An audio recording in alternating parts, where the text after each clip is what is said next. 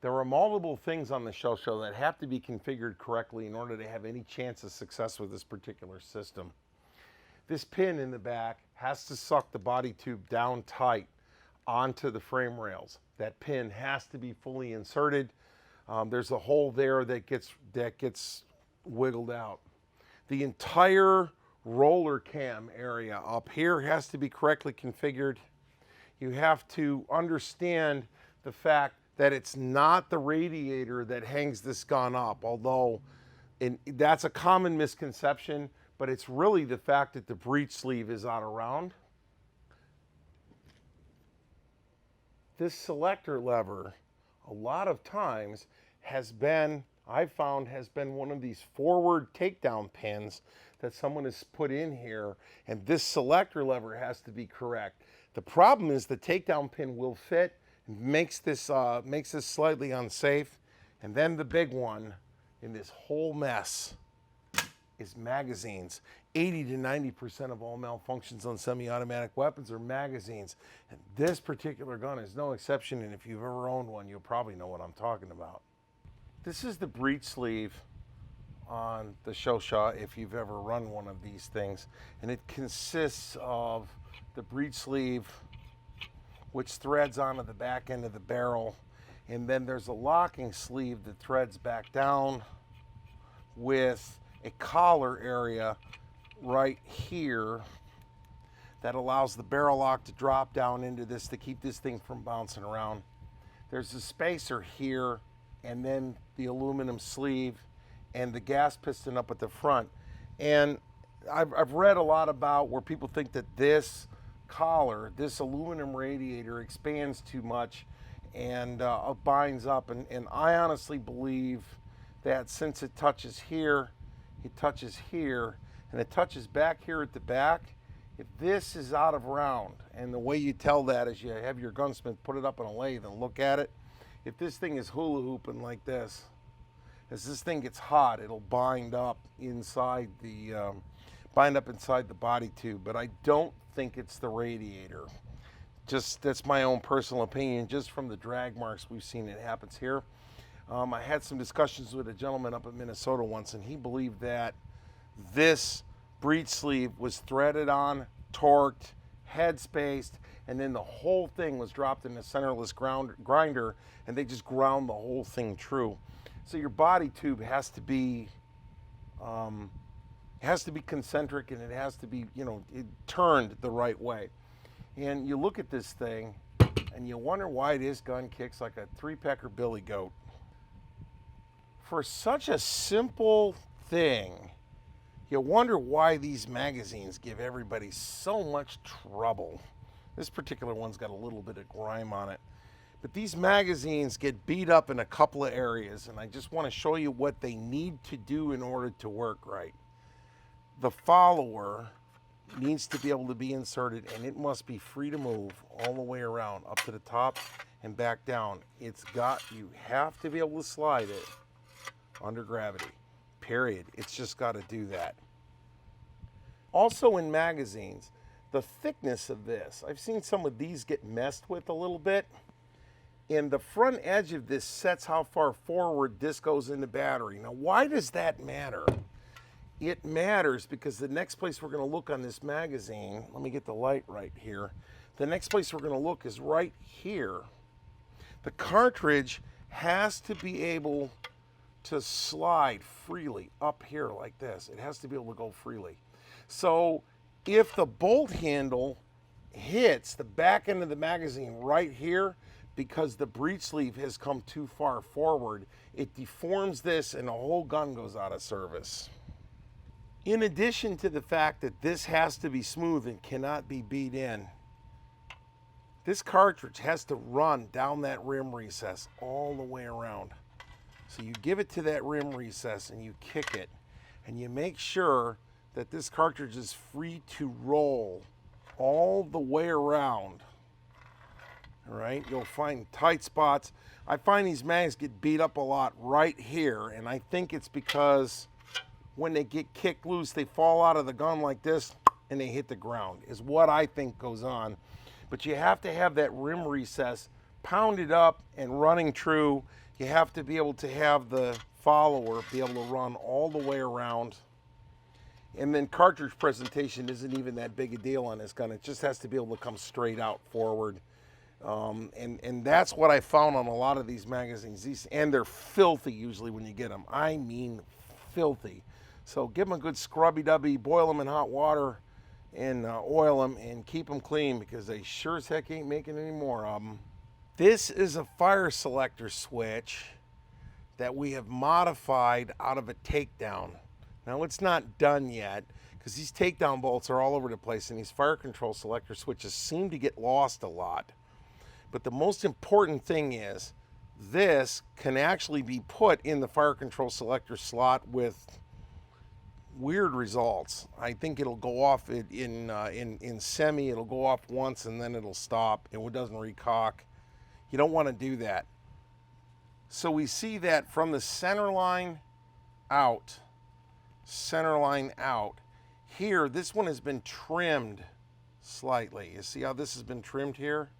So then there's really three presentations for this: skinny, offset, and skinny, right? This particular one is skinny or fat. The other big one is that this particular fire control deal rides at a 90-degree angle to this. So the fat side of this is down, the fat side of this is here, and then it's going to be modified to have the handle put on it in the correct orientation as I modify this out. Not a real easy part to make. It's not a real easy part to make, but the thing is that you have to have an actual fire control part in your fire control in order for the gun to have a fighting chance of doing anything that's predictable. But the main thing is you have to have the correct part in the correct hole. This is the forward takedown bolt, and this is the fire control selector, even though that handle would be silver soldered on that, but I'm not there. That's an important thing. Probably one of the most misunderstood parts about how a Chauchat works is how this feed ramp gizmo works. Well, I gotta tell you here, let me drop the bolt on this. Sorry about that. A lot of stuff going around. That ramp is up and it gets out of the way. So as this gun cycles, that ramp is allowing the ammo to come over and up out of the way, over and up. And how that does that is a zigzag track mounted up inside this bar. These are not screws. This is an eccentric setup, and the screw slots are your indicator of where you have this set. The heads on the other side, this is where all the action occurs in order to tear this apart. So let me take this down, lay it out, and show it to you.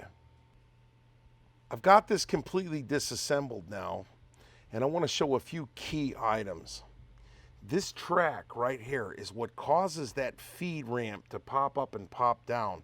There is a roller that rides inside this. Now the funky thing about this little brass roller is it's not shown in a parts diagram anywhere, and we have looked, but you have to have this roller. Now, I don't know if this slot is the same size on every gun, but it's not a real hard case for some gunsmith to just make you this brass roller that rolls. Now, that rolls in there, and on the other side here, let me get this girl flipped over.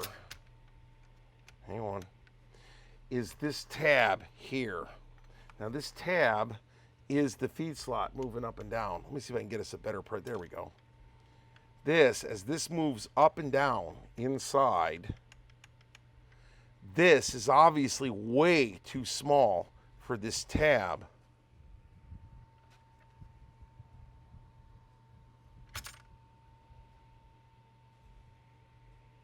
But when you put that roller on this, that now perfectly interfaces with the slot on the inside and gives you a nice smooth presentation and allows you to move this all the way up. Now we have the, let me get this out of the way here. The feed ramp can go all this direction here, like this. It can pop up and pop down. this setup is critical. Here we have the feed block that sets down over the top of this, that sets down over that. No, I don't have that roller on it, but I want it intentionally sloppy. So we can set where this is moving. We can set where this is moving based on how we set this block in here. And the key to this whole mess are these tabs here. Because this screw, let me get this up against something lit. You can see this projection here. This is a pin, and that is supposed to set in this hole in a variety of positions. It will sit down in this hole. So if you don't have this tab in one of these little slots here, you will shear the tab off and you will never get this thing set up right. So the way this looks when this is down is we're going to take the other screw here, which I think got lost out here. It is. Now this screw, the tab is missing out of it. You can see that hole. There is a pin for it. That's the pin laying right there that I'll put back in it. I'm still in the middle of refurbing this gun. We just got it running today and I wanted to shoot this video, but you can see the eccentric here. See that eccentric? So what that allows you to do is while that's inside the hole, you lift this up from the other side, and as you rotate this, this tab can move up and down. Now I'm putting a screwdriver in this for demonstration purposes only. You would never use a screwdriver on this. But as you were to rotate this, that tab moves down or up. You can see the bar is sliding down and sliding up. And where these two are sets the vertical orientation of this carryover. Because if you've got it up too high, it'll drag on the bottom of the bolt and it'll suck up all of your energy and it'll beat up your brass washer. If you've got it too low, there will be a gap that the nose of your cartridge will find and you will get that feed malfunction. Chunk, it won't work. So this has to be up high enough, long enough to get the nose of this cartridge up on it and up onto the barrel. Then you got to get it out of the way because the barrel unlock pin's going to come sliding through there and unlock the barrel. So it's all a matter of timing.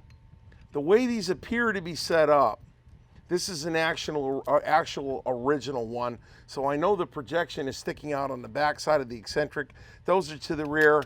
You could, I guess, have this in a forward position, but they want it in a rearward position. So it's behind, then this slips through, goes through all the garbage in the feed block and the magazine, and locks into a position. So when you've got all this set up right, these are going to sit in here with their slots pointing in the same orientation.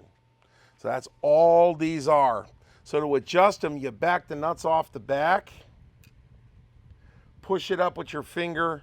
This will actually pop up in a slot enough for you to make the adjustment and then set it back down again. This would pop up, you would roll the adjustment and set it back down into that. And once you get the hang of setting this up, this gun will run great. So you want to find your vertical arrangement so that when the bolt is open, when the bolt is all the way open and it's locked back, that the feed ramp is up now. You can see me moving it. Watch, I'll move it with my index finger here, see? When the feed ramp is up, there should be just a slight amount of slop in it. Let me see if I can stay in here. When this feed ramp is up, there should be just an ever such a small amount of slop in it. If it's up tight, it's going to drag on the bolt. It's going to mess up with your feed and ignition issues. Once you get what's going on in here, it's not that tough to figure out how to set it up, but you're going to have to go get somebody to make you one of these rollers. The OD of which is the inside of the channel and the ID of which is the tit sticking up here off of this gizmo. Clear as mud, no? Because serious disconnector work was done to this gun, we're going to want to make sure that it's capable of firing one round and hanging open. There's a mode in an open bolt gun where if it doesn't quite go all the way back, it'll just diesel its way through all of the ammo. I've only got one round loaded in it to make sure that we just watch it hang back open again. We don't need to shoot a tremendous amount of ammo to figure out that the gun's going to hang open. And in this particular case, it did.